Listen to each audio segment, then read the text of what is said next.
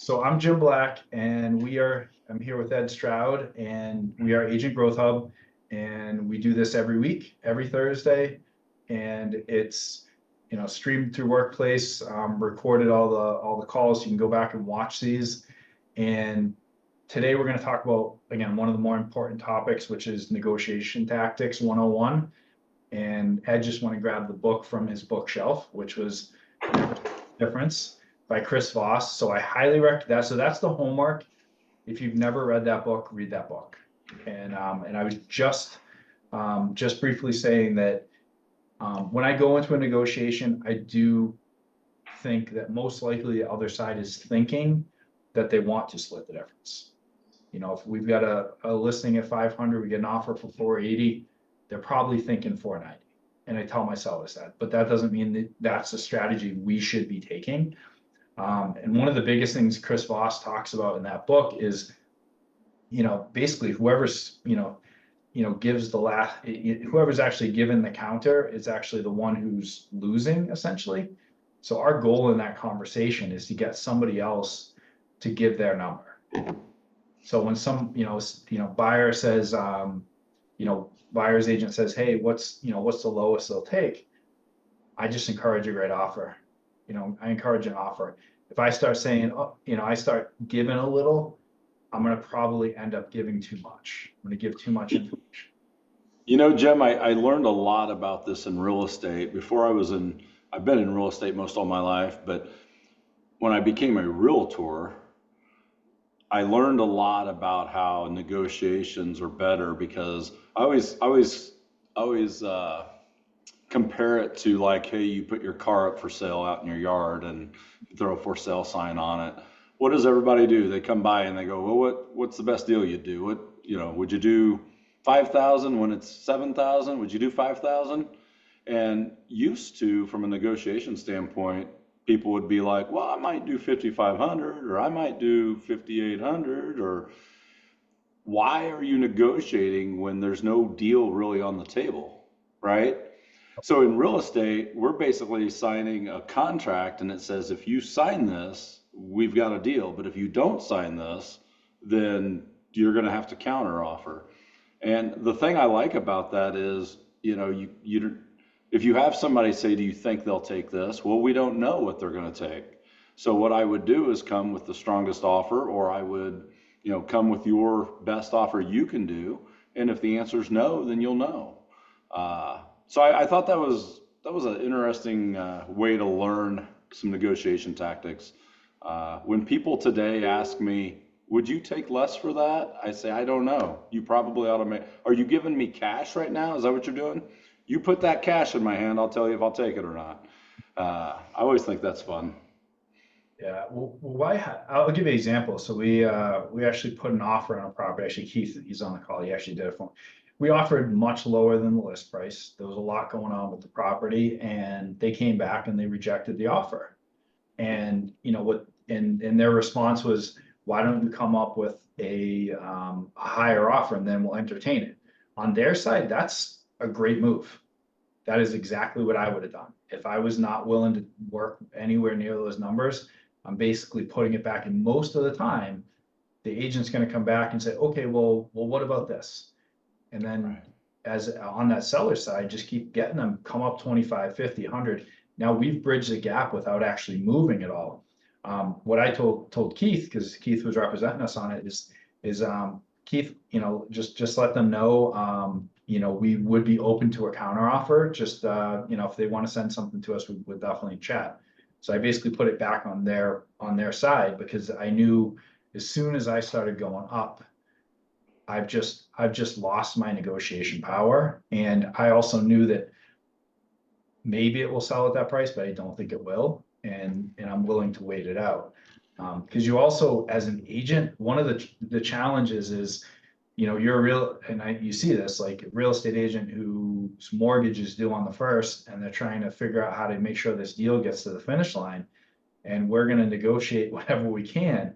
And sometimes we do that for our sellers or buyers, but sometimes we're doing it, so we've had a big change in our industry around commissions. And we're going in there and we're you know, we have to decide with the buyer, mutually agree on what is our commission, and we need to go in and ask for that commission. And there's a chance that there's going to be a negotiation there as well. And we got to be ready for that. And it's, if you don't like negotiating, you don't like this part of it, it's probably not the right business for you, because this is honestly probably the biggest value that we can bring to our buyers and sellers is putting the deal together with the best terms possible for them. Right. And that's Right. where we get them money. So if we can provide data that, hey, I get the sellers more money, the way we get them more money, it's not, you know, yeah, marketing is great, but we can all do the marketing. It's really figuring out the scenario and figuring out how do we get the most money with the best terms in the scenario. And that's really how we have to do it from a negotiation standpoint. Um, what else did you have to chat about? I have some more stuff too as well, Ed. Oh, I'm fine. I think it's like anything we do in our business, our industry. Uh, you're a better negotiator if you can build rapport and trust with the person you're negotiating with, right? And so I think it's just like our clients when we are trying to obtain the client and build the trust and the rapport so we can represent them. Same way with the agent.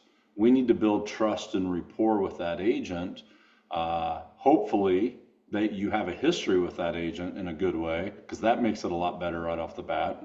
You've got a history of doing things correctly and being easier to work with than some agents are, but also using your talents on the negotiation side, that you have that to say, look, our clients are going to want to do this, and hopefully me and you can work together and make this happen.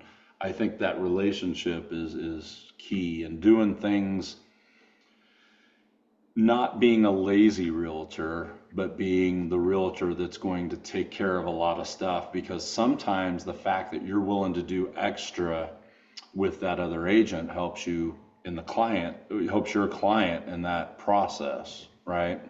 So I think that's important.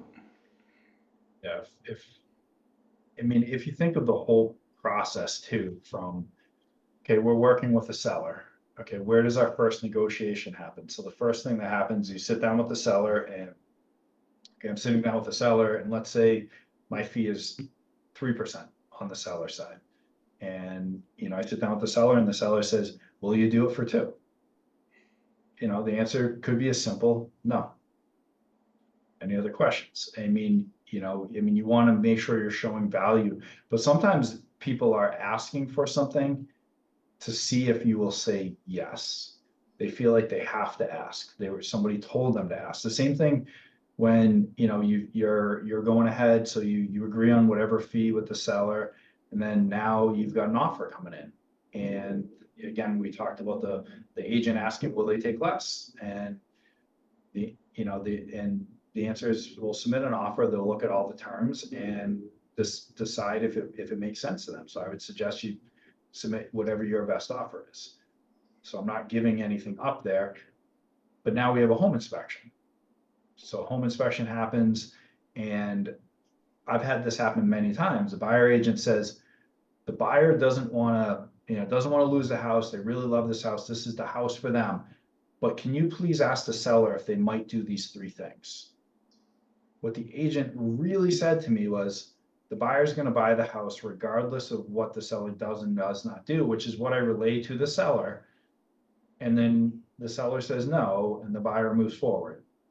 So, you know, we have to be better and be, you know, and negotiate for whatever it is. That's like, if that buyer really wants those things done, we have to push a little bit harder, or at least try. If we're asking, we should actually be trying to get those things for them, rather, because sometimes that's our personal agenda as a buyer's agent, which is, I don't want this deal to die, so I'm going to be really super soft on this, even though I know my buyer wants these things. And now I'm giving information as a realtor, like that's like we shouldn't be giving all that information on our buyer. Are you really negotiating on their behalf? That's Correct. the question, right? Correct. And I mean, I had a scenario, what was it, yesterday, where, you know, we had an inspection that was for info only. and which I'm not a fan of at all. I won't get into that. But so they came back and like, oh, there was a little bit more repairs than we want. We need a closing cost credit. It's like, I think the seller might be open to adding that to the top of the purchase price. And I can definitely ask them for that. I've already spoken to them about the price, and I know that was at their bottom line. And they'll probably tell you to pound sand if I ask them, how do you want me to handle that? And on that conversation, it turned into them just asking for a closing cost credit on top of the deal that was already there. So the buyer side won, and honestly, there probably shouldn't have been there probably shouldn't have been a negotiation there. But again, the negotiation was not asking me to really do anything. It was just saying, hey, if it would be really nice if you could do this. And yes, we have to build rapport. We have to be friendly, but at the same time, we are negotiating for our client. We do need to do what's in their best interest. And sometimes we have to have kind of tough conversations. Like, I didn't love having the conversation of like, where the seller said they weren't negotiating. That's why they took your offer. Now you're coming back and negotiating. Like, this is not what we worked out. So having that conversation with them without answering for my seller. So you got to be careful as to not, like, at the same time, this other piece of this is when you're representing a seller, you get a home inspection that comes in, and the buyer agent asks for everything on the inspection report to be addressed. Right. My job is not to lose my mind and lose my shit on that agent. My job is to say, thank you. Let me talk to my seller and get back to you. I may have that conversation with my seller and then get back to you, and talk the seller down. So that's another negotiation. I'm going to call that seller and say, hey, we got this. I'm going to let you know, I'm going to send you an email. They're asking for a lot of stuff. We're going to say no to a lot of it, but let's talk through what is reasonable. So just because they gave us this offer doesn't mean we need to take this offer. Well, again, Jim, you just said something in there that I want to highlight here a little bit. Yes, you still have to be strong for your client. That doesn't mean you have to be mean to the other agent, right? Here's the thing. This is the beauty about having representation in your negotiation. If you and I were negotiating together and I'm going to buy a house from you personally, all of a sudden it becomes personal, right? Jim, come on, man. Help me out. I don't have 510,000. I only have 495, but my family wants to live here. All of a sudden, me and Jim are going to have conversations, and Jim might go, I might help him out. I like Ed, blah, blah, blah. Having a third-party negotiator keeps all the personal side out of things, and it's strictly business. So if we have an agent we're dealing with, and they're saying, we really want to do this, and you're saying, you know what? I hear you, Jim. I know you got your clients want this. I'm going to go to bat and see what I can do for you. I just know from my experience, my clients have said these things, but I'm going to go, let me try, let me see what happens. You're the middleman, but in all reality, you know what you're going to do. You're going to go back and tell your clients, here's the thing. And I think this is another thing that's important in this whole thing, knowing your true position in what you're doing. Because if I've got a house that basically is something set up where I know that I would never get this offer again. This is like, oh my gosh, we got an offer and we probably didn't deserve it. I need to play that a little more differently than I play with, we had 10 offers, we could pick anything we want, right? So when I go back to my clients, I'm going to make sure that I am saying, look, this is really where we're positioned, and this offer is a great offer. So we can play a little bit, but what we don't want to do is come so hard that we just screwed the whole deal up and now they walk away. We may not have another offer for a while. We may have to lower the price down. So to truly see the big picture, I think, becomes one of the most important things in negotiation. Knowing truly where you are still being able to be harsh and come at them as a good negotiator, but also know when to say, hey, we tried to bluff it. We tried to get more than what we probably deserved. We still need to keep this deal together. Does that make sense? Yeah, well, and you just said something that struck a chord just around, we have to watch out for our ego. Because I started out with like, hey, like push, push, push. But then you have that one house where there's one offer. And there's many times where I'll go back to my seller if I'm like, you know what, like you need to change 0 terms on this offer. You need to sign it just as it is. If you Right. take the chance of just having the feather, the wind blow the wrong way and lose this deal, you're getting 50 grand less, 100 grand less. This is the one buyer for this house. So yeah, having that position and just really, and being willing to have that conversation with your seller, that's, very, direct and saying, hey, this is just how it is. Because a lot of times I think our sellers will dictate the process, or they'll dictate the way things should be done, or they'll dictate what should happen. But really they came to us because we're a professional and we know what's best. And they don't have to take our advice, but I think we have to give it to them and be okay with them not liking it if it's not what they wanted to hear. And we start that with, like probably isn't what you want to hear. But I know, so this house was on the market for 600. I thought it was going to sell for 600. You thought it was going to sell for 600. We're sitting here with an offer for 550. Unfortunately, I actually think this is our best offer based on the way this is played out. I hate to tell you that, but I think if you lose this one, we might be looking at 500 or 475, 6 months down the road. Are you okay with taking that chance? I mean, maybe we do get more. Maybe we do. Maybe we luck out. But I would hate to see you sitting there and be in that position because I knew you had to get almost all of this money out of here, at least up to that 550. So no, you said it, like you've got to be on the same side of the table with them. They have to trust you. They have to truly believe that you want what's best for them. If they don't believe that, because I've had clients where I've had to say that and say, because really, we don't really have a job if they don't trust us. This is like we can't even help them, because I've had clients where I've had to say, you know what, I think you need to find someone you can trust because you don't trust me.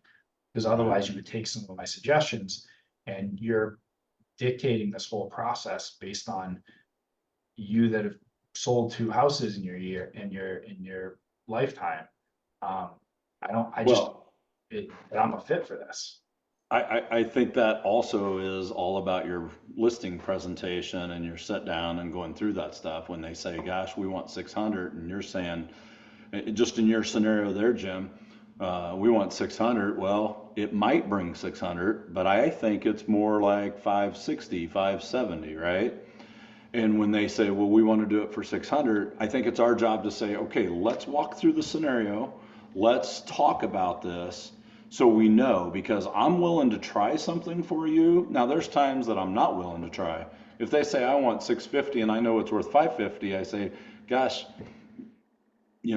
unless you're willing to do these things like have automatic price reductions, and we're not listing the house. But if they're willing to do some stuff, we'll start it at that 600 mark. Here's what I think is going to happen. I think you're going to make less in the end because it's going to set a little while up front, and then that's going to bring less buyers to when it's time to buy it at 570 or 560, right?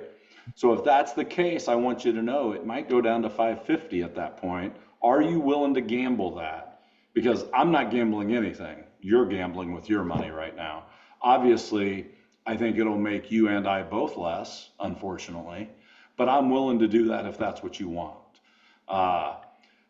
It's good to have that conversation. It's good to remember that conversation, because when it's not doing what it's supposed to do, I don't go back and shove it in their face, but I say, we had talked about this. I was worried about this a little bit.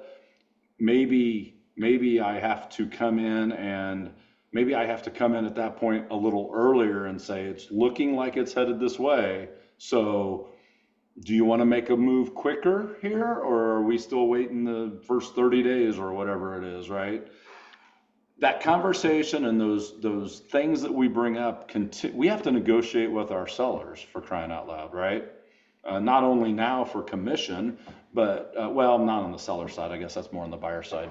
But more importantly, we have to negotiate to help them get their mind right, to put them in the position that's best.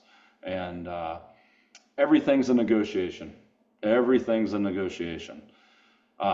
One other point I want to bring up, and we don't have to talk about it right now, but there's a lot of agents out there, and I see Bryce jumped on here, so Bryce knows exactly how I am on this. But there's a lot of agents out there that think when the contract is done and you're in this certain period where everything's kind of there, you can't negotiate anymore.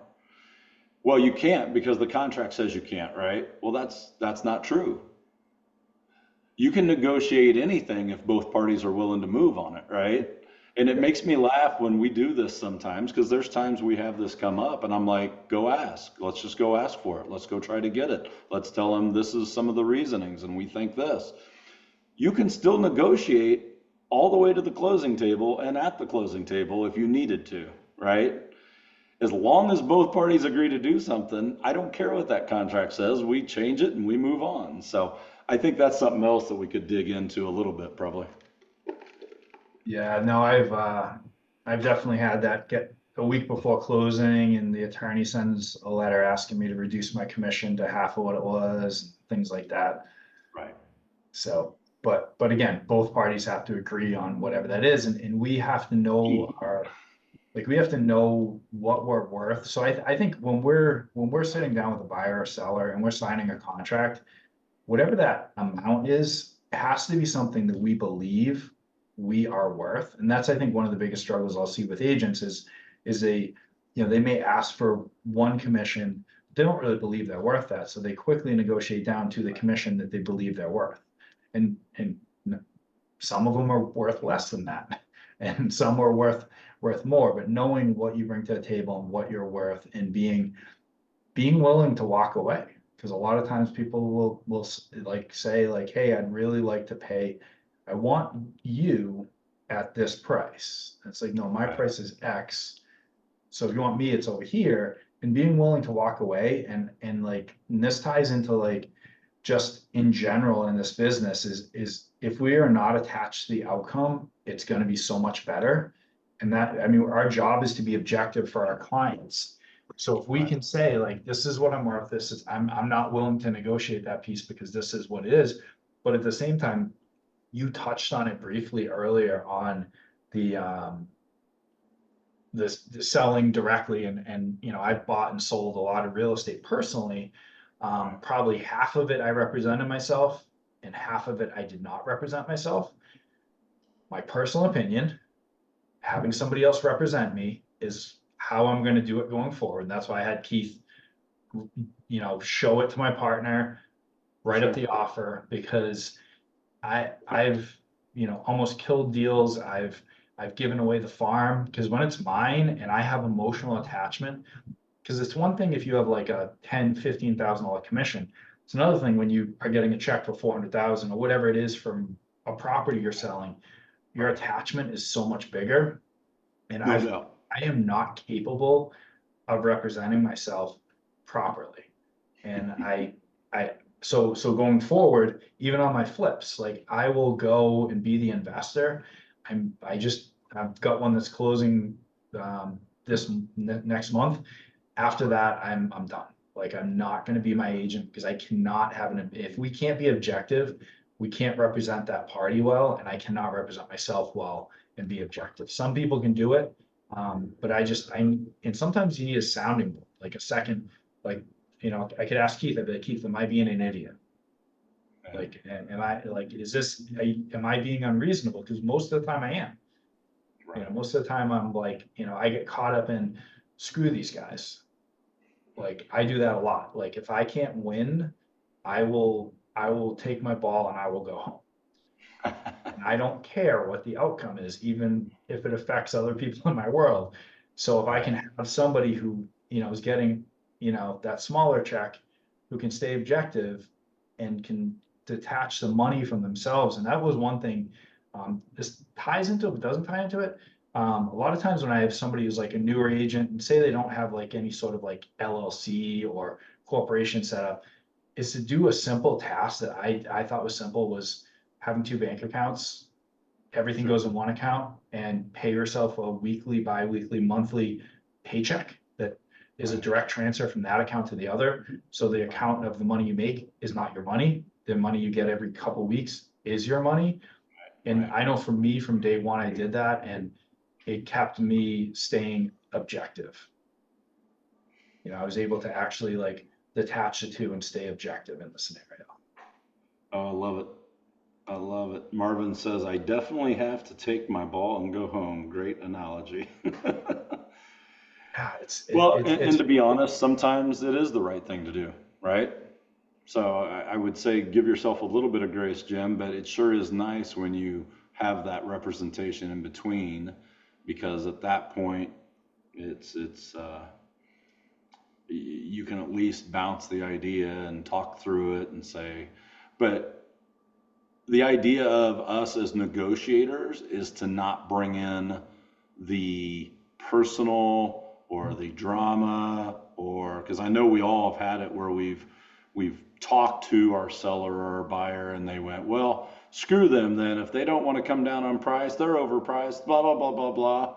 Well, obviously, if these two were negotiating, that probably wouldn't go over and that deal wouldn't get done.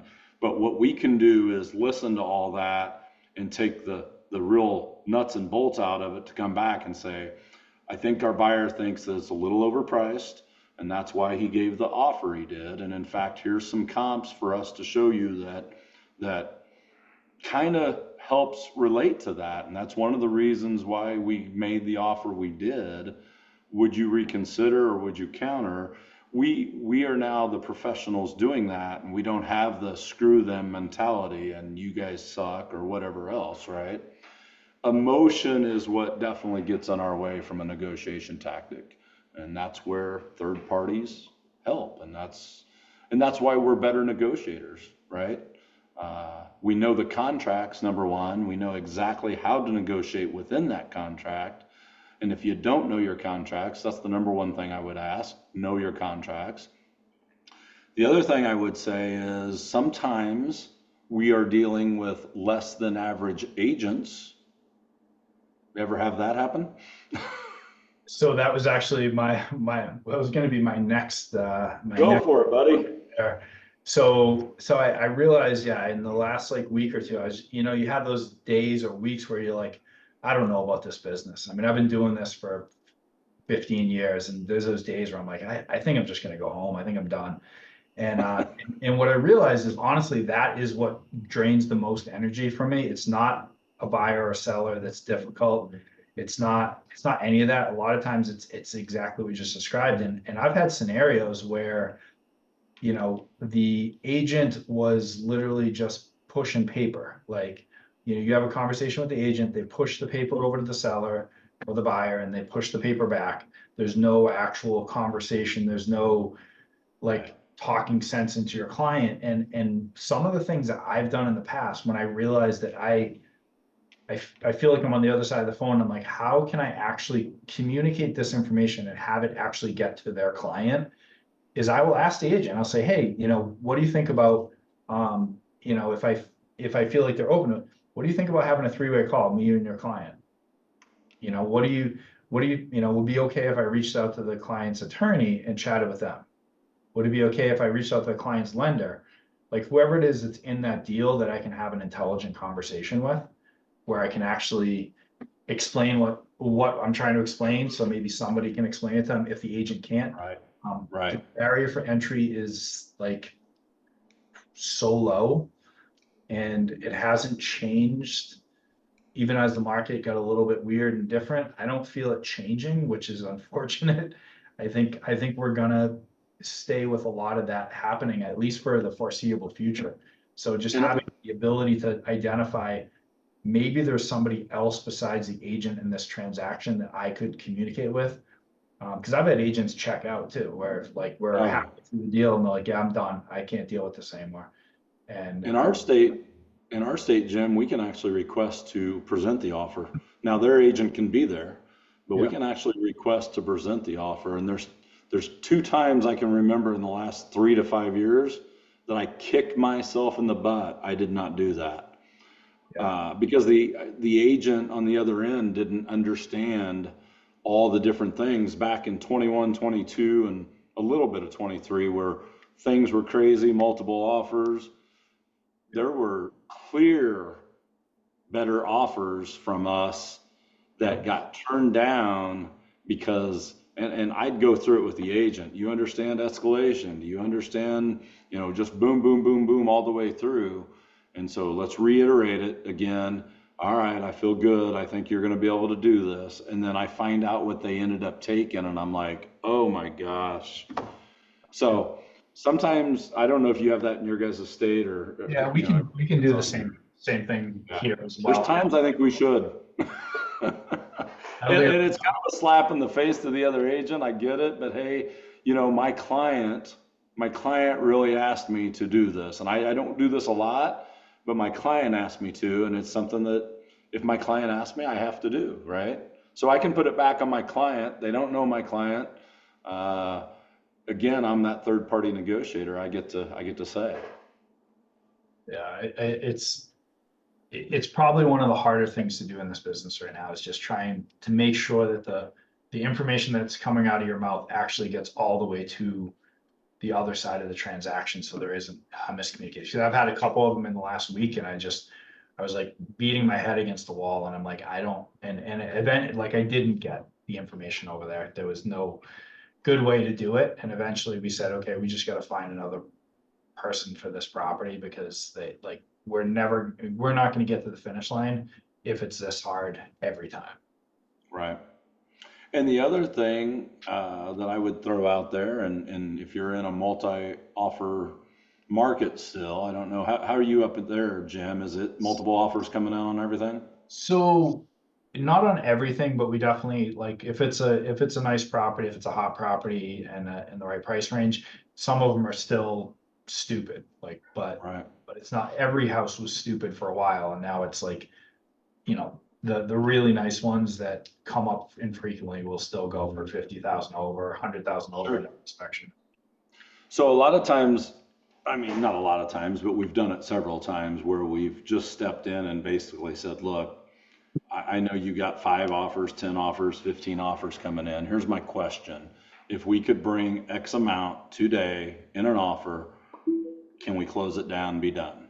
And you wanna pee off some other agents in your market, take it away from them like that and just get the deal done. Your client's going to be happy because, quite honestly, it's going to be 50, 75 over anyway. Let's just get there and be done with it. If it's the house they love, in the long run, in the 10-year period, you're going to win either way, right? So I think that's a fun game to play as well from a negotiation. What's it going to take for us just to get this offer done right now? Instead of jacking around with, well, we'll have these offers coming in. Let's just get to it right at the moment, be done with it. We're going to pay over. We know we're paying over. Is there a number? Is there And so you take that back to your clients. If you're the agent and say, look, we got somebody that's asking this question, they may ask that person, what do you do? What should we do? Well, right now we've got 3 offers in. We got a couple more coming. We know it's going to be, right now it's 45, 50,000 over. Well, let's tell them 60,000, 70,000, whatever, and just be done. And we've done that a few times. It's kind of fun. Yeah, well, and sometimes they'll, if you ask the question that way, what will it do to get it done?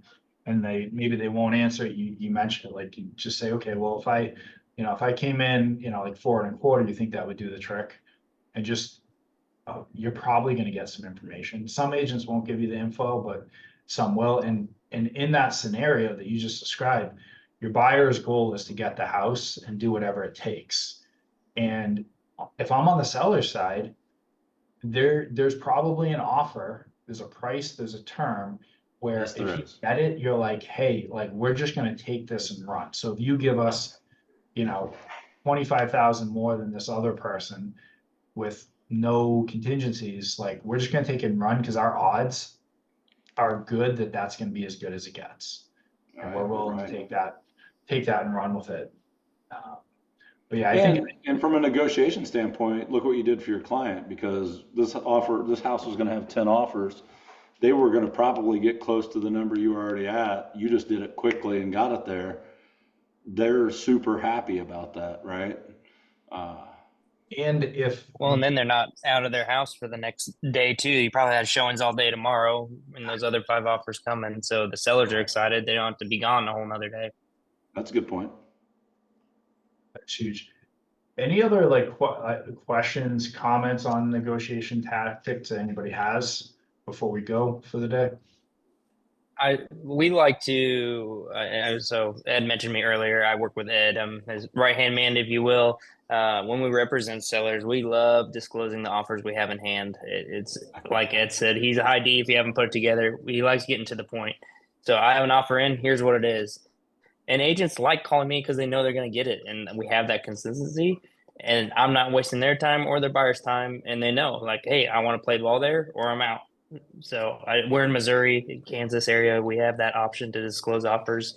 If you do and you never have, reconsider it. It helps your seller. I don't know why he wouldn't want to share. It moves the ball faster. It helps cut out a lot as well of people who are like, oh, I thought I could buy for that price. So just throwing that out there on negotiating on the. Yeah, sellers definitely net more money when you get to a certain point. It's not just open it up from day one. It's once you get to a certain point, now get the permission in writing from your agent or from your seller. Get permission in writing to be able to disclose and tell them why we want to do that. We want to disclose now because now we might make an extra 2, 3, 4, 5, 10,000, and we're going to find out how bad they really want this house. It becomes like a small auction. So that's one of our favorite tactics right there. We love that one. That's interesting. I've never done that, but I could see at a certain point in the negotiation where you are kind of at your top, where you could actually push it up. Okay. Yeah. Well, and from the buy side, I know that I personally love it when people will actually do that, because there's a lot of times that maybe my buyers will go to that number, but they don't want to get there till they have to. So Right. having that number ahead of time saves a lot of back and forth. And like you guys said, potentially gets your seller more money because they're going to say, oh, that's what I have to do to get there. Then great. So that's, I mean, on buy side, the first thing I do before I ever write anything is call the listing agent. A, try to make a relationship there so that they know that I'm going to follow through with everything. B, get everything I can about any offers in hand or anything that's going to motivate the seller, such as a quicker close. If they absolutely don't want to go through an inspection, like just getting those tiny details that can make all the difference is a huge negotiating tool for me. Yeah, I think I'm going to try You're that. right. You're Next right. time I have an opportunity that makes sense, I'm going to talk to my seller and try that. I actually like that idea. You got to get it in writing. That's the main thing. So you want to be able to Yeah, protect no, yourself, obviously. it'll be the right scenario with the right property. Like you said, it's not to make anybody think that that's a scenario that you are going to use all the time. It's going to be like certain scenarios where you've got probably a ton of offers and a lot of them are very similar. And it's like, okay, like how do I, and someone calls you up, how do I push the needle a little bit further? Well, we got an offer for 450, so you're going to have to go north of that. Yeah, you're exactly right, Jim. If you need any help with it, we've done it 100 times, so let us know, but we'd No, help you in a I heartbeat. love it. I'm gonna talk to my team about that too. I think it's a great Yeah. idea. I mean, it even And helps on the with buy side small too, things. yeah. Go ahead. With the buyers too, it gives them reality checks sometimes with some of those buyers where they've been hesitant to make an offer and they're like, oh, we want to offer on this one, but we want to be like, yeah, call the listing agent. They have multiple offers. Here where they're at, and then they go, oh, okay, like you do know what you're doing. So, but yeah, Jim, you're right. It's not every tool. It's one of those hot properties type situations where I'm trying, especially if they're living in it, I'm trying to move it along for the seller so we don't have 10 showings of people who just got pre-approved, never looked, and want to maybe take a stab at this. They're like, no, this is one of those you got to be serious about. So, And even further, if it's one that doesn't have a ton of offers, or if I'm coming in to make an offer on a property that's maybe been sitting and I know I'm going to come in a little lower, I will straight out ask the selling agent and say, hey, or the listing agent and say, hey, what can I do to sweeten a deal that maybe has less cash? And a lot of times people are really receptive to say if you can do a quick close or anything like that helps a ton too.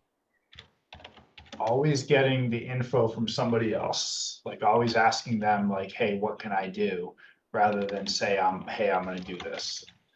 Because even when you give them that price, you're like, hey, it's gotta be north of this. So you're still putting the ball back in their court, and you're not saying, hey, this price, you're saying, hey, this is what we got. So they still have to make a decision and decide how much north of that do they need to go to make it work. I love it. I love it. Well, I think we're just about out of time here. This was awesome. Love it when I take something away from these. I usually do.